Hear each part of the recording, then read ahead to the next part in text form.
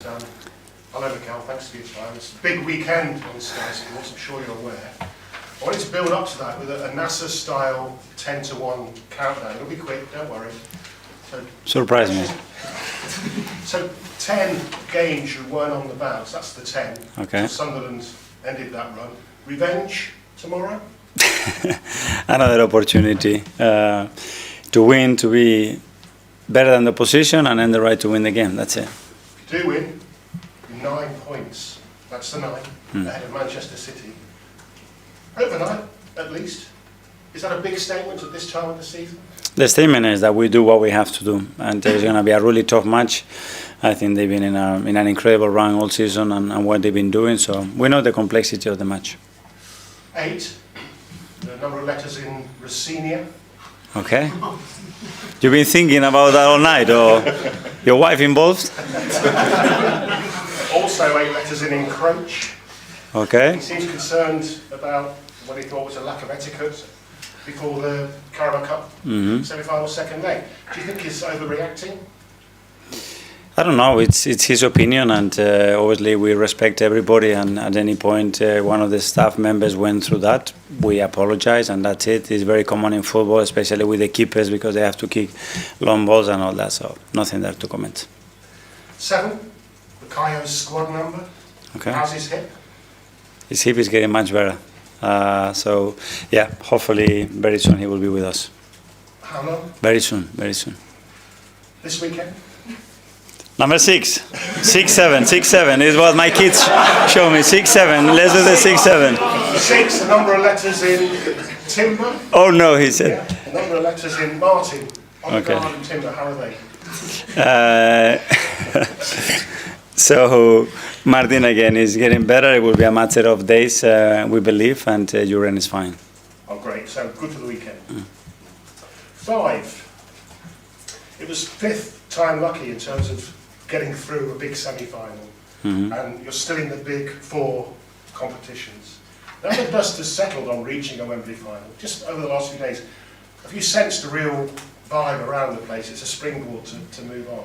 Well, the energy that it brings, winning a big tie against a great Chelsea side, and the fact that you visualize yourself in Wembley in a couple of weeks, obviously is exciting, is what we want. You could feel the excitement around our supporters as well, which is great. So, yeah, on to the next one now. We're nearly there. 3, Max, 3 letters. Max Dowman almost back, we hear. Max hasn't trained with us yet, so it will be still a few weeks, I think, but it's getting better, yeah. And the man with 2 surnames. Oxlade-Chamberlain. Yes. Said goodbye to his friends here at the training ground. It looks like he's going to Celtic, not confirmed, but has he got a lot to offer the club still? It's been brilliant. It's been great to share some time with him. His experiences, obviously we played together as well, so some great memories. So it's been really helpful to us. Hopefully we can help him and support him in that tough period for him, and wish him all the very best whatever he decides to do. Finally, anyone else picked up an injury we're not aware of? No, the rest we are all good. Thank you. You're the best one, the top one. Thank you. Thank you. Thanks, Gary. We'll go to Alex from the Premier League. Hi, Mikel. Hi. Just reflecting on that game at the Stadium of Light back in November, what makes this Sunderland team difficult to play against? Well, they are obviously extremely competitive, really well coached. They have very good individuals, very clear identity of what they want to do, where they want to take the game, and they are very good at it. You could only see the result that they had against the top side. So we know what to expect, but we need to deliver that tomorrow. Camerino led the line that day. How much are you going to miss him? Yeah, obviously it's a big blow. Mikel offers something unique in the team, but he's going to be out for months, unfortunately, with a very rare injury. So we need to support him, make sure that he's very connected with the team, because he can still add a lot of value to the players and the staff, and yeah, keep him around. What kind of atmosphere are you hoping for at the Emirates? What are you asking for from the home? The best. Tomorrow, 2:30, the best atmosphere that we've seen. Ready everybody for 3 o'clock to exploit. That's what we want. We start to get in a really, really crucial part of the season, and we know what every game means, and we need to get into a stadium with that energy, all of us.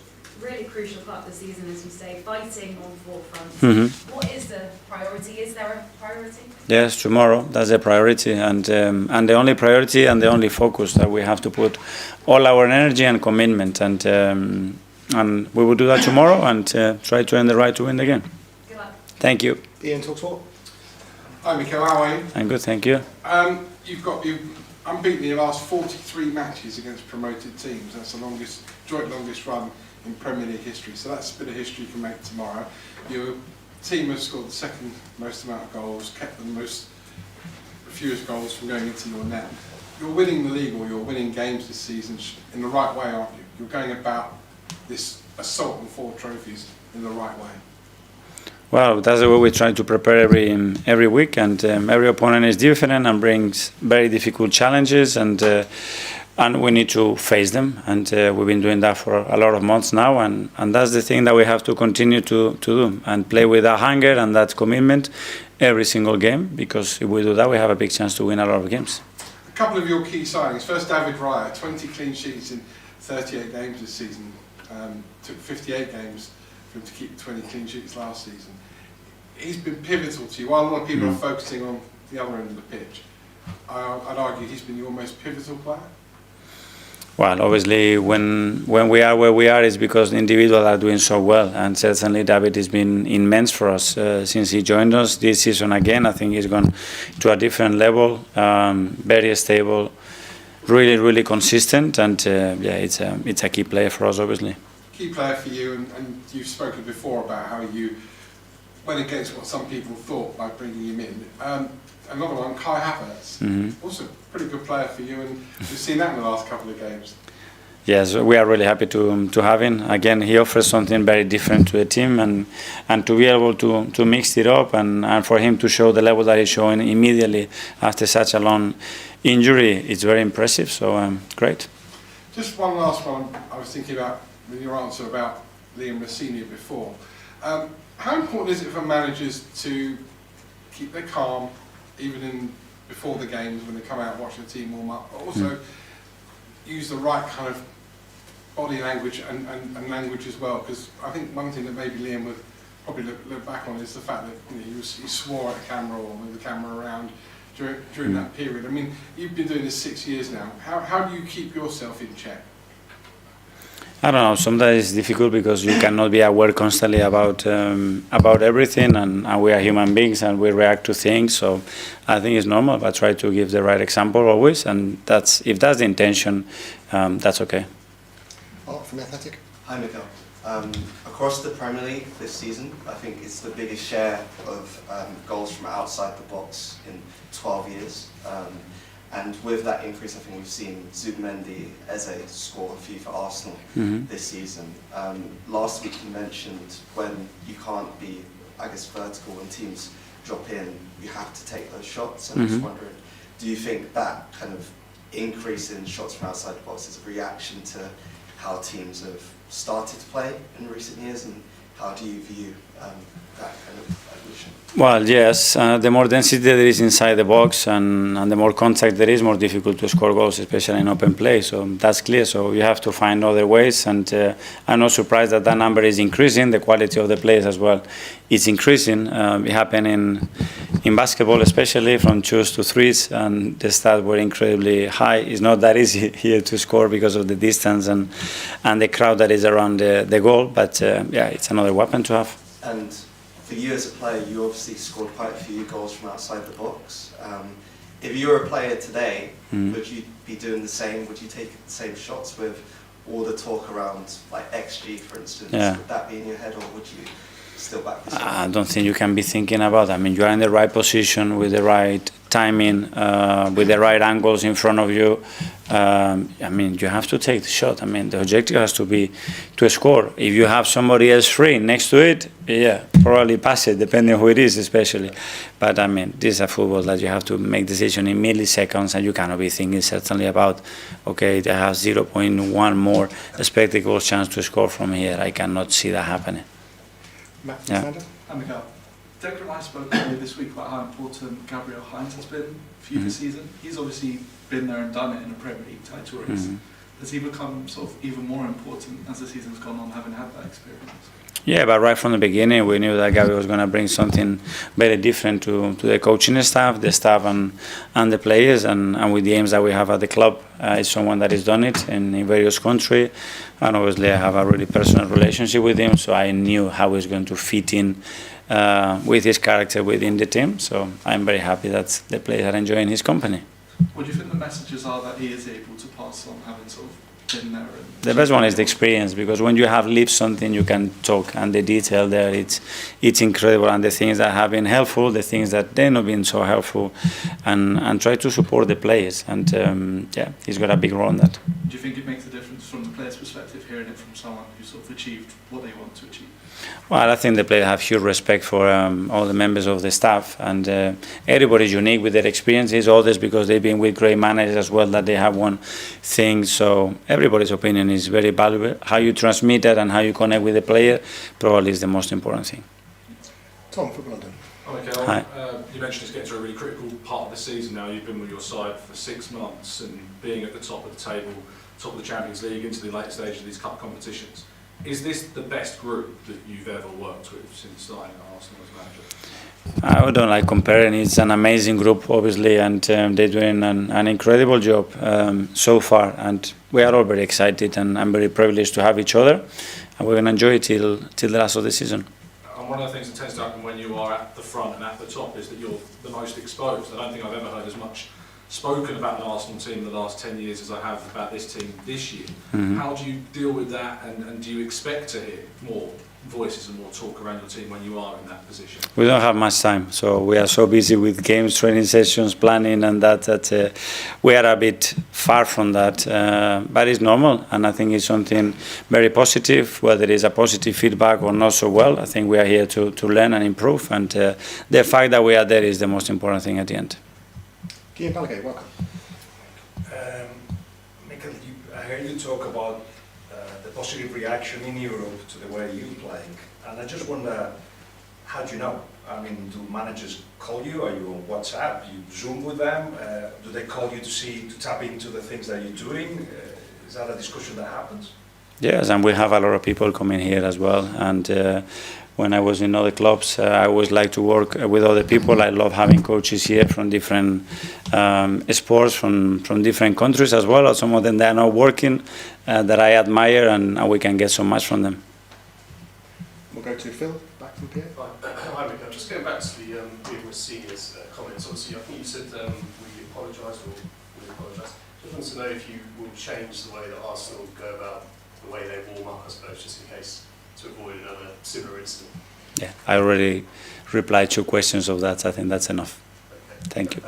Just in terms then of the Premier League, obviously, if you win against City, on Sunday, if you win on Saturday, you'll move 9 points clear of City. When do you start believing that this is going to be the year? Is there a moment that, when the gap's so big, that you think this is going to be the year that we're going to do it? Yes, before the pre-season started, and I started to prepare everything with the intention to be where we are, and make sure the players are very convinced that we are going to achieve it, and then go day by day. That's it. Okay, we'll do the last couple in the S line. Nick in the back. Hi, Mikel. Just a Hi. couple of questions about Granit. We're not sure if he's going to play or not, but were you surprised to see him come back to the Premier League, and then what an impact he's made at Sunderland? The fact that he came back is always a possibility in football, but obviously he spent quite a lot of time away from his family, and it was a critical part of the decision that he made when he left us. About the impact, not at all, because I know his character, and when you give him that role, he grabs it with a lot of authenticity and in an incredible way, and I'm very happy to see what he's doing. When he was playing here, a lot of people said that he had all the makeup of a good future coach or manager. Can you see him following in your footsteps? If he decides to do that, I think he's going to be a great manager, yeah. Hi, Mikel. Hi. At this stage in previous seasons, Arsenal were the ones chasing title leaders, but now you are the one being chased. Does this feel different? Is it a different type of pressure you feel on the team? Depends. I think we've been in both positions in recent years. At the end, you just have to focus on what you have to do, try to perform every single day, and in May we will start to think what is better.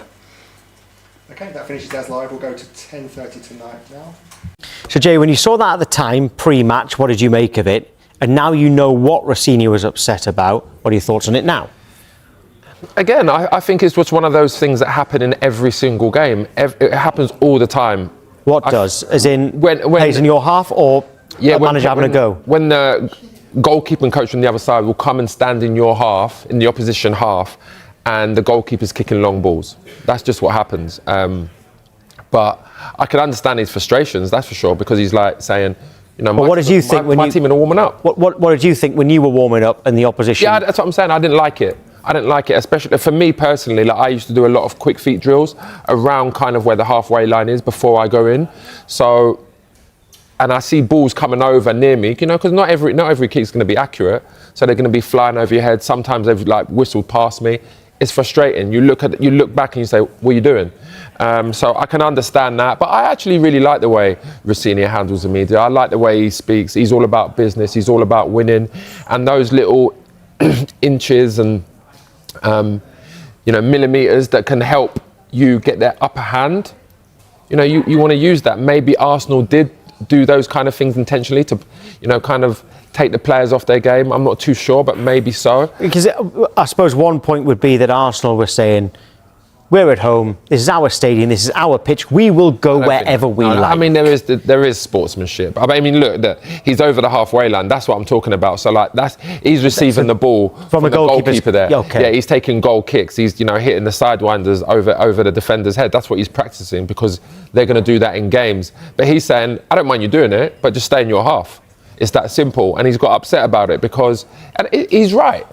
He's right. They should respect. Arsenal should respect. I know Arsenal are at home, but Arsenal should show the sportsmanship and the respect to do their warm-up in their half, and then Chelsea's warm-up in Chelsea's half. But it's going to be funny going forward for the rest of the season, because a lot of people are going to be looking at this now and see how Chelsea do their warm-ups. Yeah, I was just about to say that. Well, let's have a listen to what the journalists John Cross and Henry Winter said on Back Pages tonight about it. I challenge everyone, I think, really to have a look at warm-ups up and down Premier League games this weekend, and I guarantee you will see a fair number of goalkeeping coaches or coaches knocking balls to their goalkeepers to then ping it long and practice their long kicking. That's what happened, and the ball was going into Chelsea's half. It's quite a common occurrence. It happens most weeks. I'm sure some Chelsea fans will quite like it, that he's being a little bit feisty. But if you do things like that, do it after you've won. You know, don't do it when it looks a little bit like, is he trying to distract, or is that just him? I think an element of it is Liam. He has this huge belief in himself. 6 wins in 8 games is a good start. His career started superbly, but just tone it down a little bit with your public comments. Tone it down a bit with the public comments. I know that you disagree with that, because you've just said how good he is with the media. No, I mean, he's been asked a question, right? If he's been asked a question, he's answering the question. And he's answered it honestly, which is what we want. Exactly. We want people to answer it honestly. That's what I don't like it when I hear managers sit on the fence saying, oh, we'll see this. And, you know, I prefer you to just be straight to the point. That's why I said I like what Rossini is doing. He's being very honest, very blunt, telling people the way it is, answering the question the way it's been asked. And I think it's good. And he does have a very valid point, because it is frustrating. I've been in that situation. And what if it does hit a player in the face? What if one of these keepers miskicked the ball? Have you ever seen it? Yeah, I've seen it hit people's, you know, backs and legs, but I've not hit it. I've not seen it hit someone in the face. But if that happens, then what? You know, when someone's not looking at the ball and it comes from like 60 yards and hits you in the back of the head, you're going to feel it. That's going to hurt. That could affect you for the game. Is the general feeling, people on those pitches in the warm-up, the actual footballers, is the general feeling that you stick in your half, you do not go over the halfway line? Because when you talk about the goalkeeping coaches collecting like practice goal kicks, I do see that a lot. It does seem like it's unwritten rule that is allowed. No, one thing is for sure. Chelsea would have their goalkeeping coach doing the same thing at some point before. But obviously this is Rossini. He is the new manager.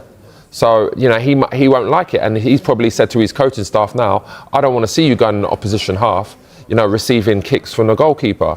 you need to stay in your half because people are going to look at it now. But there's no doubt about it. Every team does it, and it's just one of them things. You pull them up on it, or you just let it go. We've actually got Brian Robbie, what is he like in the gym? Because he's giving defenders a torrid time all over the Premier League at the moment. Yeah, it's getting better. So it's a good pathway and good example for everyone in the club. So started, I won't say slowly, just needed a bit of time to find the right level, fitness-wise, and then connection with his teammates, first goals, his involvement in the build-up. Also, now we have a target to escape the man-for-man pressure, for example. So he's getting better, and with his confidence, I think the opponent tried to manage him. So if they put more resources on him, maybe other players will have more freedom, and this connection is very interesting to build up the play. So game after game is getting better, and I hope it won't stop. You said to Keith there that Nilsson is due here this evening. I just wondered what sort of conversations you've had with him so far since joining, and obviously before joining Sunderland. Yeah, the usual video call to connect and to get to know each other, because it's important. We can assess a player watching 3, 4, 5, 6 games, depends on time we have. So this part was done. After that, it's still interesting to have a conversation, because it's we need to meet each other to find the right connection, and it's more about feelings rather than rational, I would say. So this video call was really positive with me and with Flo. So now we'll see on the pitch. Talking of connections, obviously there was some really sad news this week with the news that George Foster had passed away. I just wondered if you could pay kind of tribute to George and what he meant to Sunderland Football Club, but also your kind of experiences with him as well. Yeah, we met last year after, I don't remember the game. So it was it's really interesting to connect with people with this history, and so it was a nice moment. After that, you have to move forward. Just very, very finally, you've kind of described it as an interesting sort of week. Obviously, it's a huge week in terms of playing Arsenal, the current leaders, the current Premier League champions, Liverpool, all within the space of a few days. I wondered what the emotions were. I remember you saying it was exciting earlier on in the season. Similarly exciting this time around, playing the likes of those sides? Yeah, I think so. We need big challenges to grow, because just to reach the limit and to find the solution, to work together, and because you have to be creative, you have to go deeper in order to win something against this kind of team. So it's really positive. I'm not sure that you can repeat every week, but twice in the same week. I hope we will have the ability to do that. Thanks, Regis. Hi, Regis. So much has been said about Arsenal's ability to score from set pieces and corners. I just wondered, what did you make of the way Chelsea approached defending set pieces against Arsenal this week, and have you been spending more time on that this week?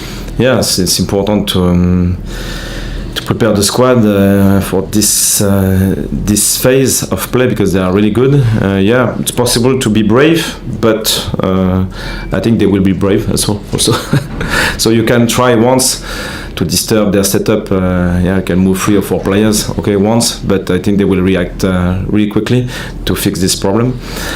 And they have the ability to threaten in the first phase. So in the second phase is another story, I would say. Yeah, they are at the best in that part of the game, but it's not the only one. So we'll have to manage the full game. Yeah. And in what has been a season that continues to defy a lot of people's expectations, away form has kind of been the Achilles heel.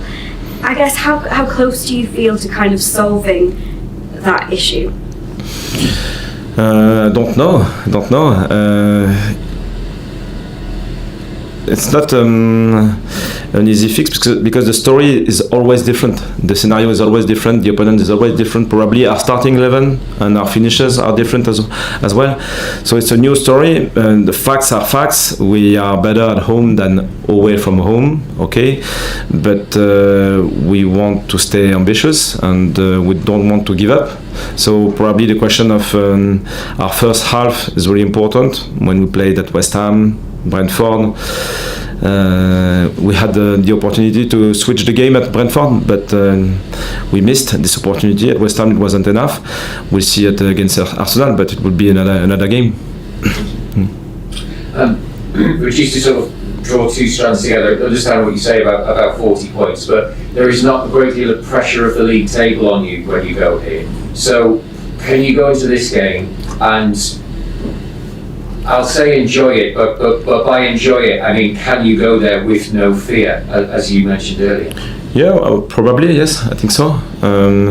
It's important to recognize the level of our opponent, but doesn't mean that you won't play your game. So it's a balance. So you know that we'll have to reach our limit, but if we work hard, we are composed, well organized, smart, we'll have one or two opportunities. We won't have a lot, but in that kind of a game, it was the case at Chelsea, for example, you have to seize them and to be clinical, otherwise it will be tough. And because you've had a series of good results against the teams, the more established top end of the table teams, does that cement the mindset that nothing is impossible? Absolutely. We showed it from the beginning, so keep going, yeah.